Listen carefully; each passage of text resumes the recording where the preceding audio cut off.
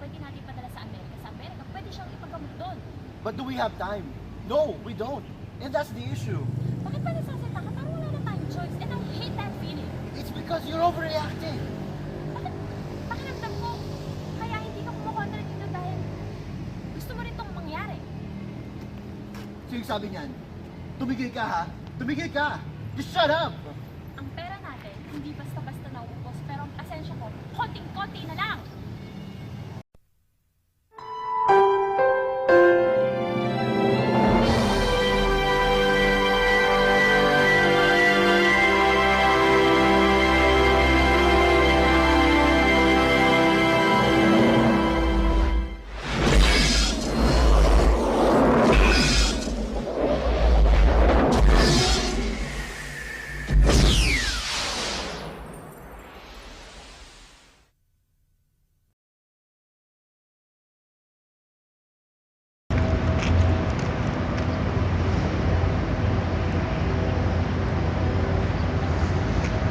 Are you here to make a scene?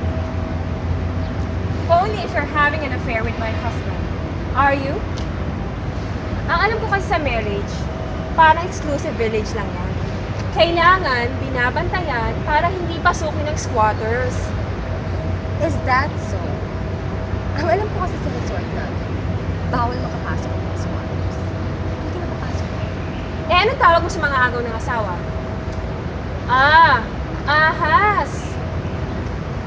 Just so you know, yes, I enjoyed your husband. And I'm sure that the feeling is mutual. Mamayang gabi, habang naghihilig ka, kakatok siya sa kwarto. Kung gusto, magpatulog ka na lang sa akin para hindi ka napapag. Huh? You can call me anything you want. A snake, a bitch, other woman, but I will never be a pathetic, boring housewife.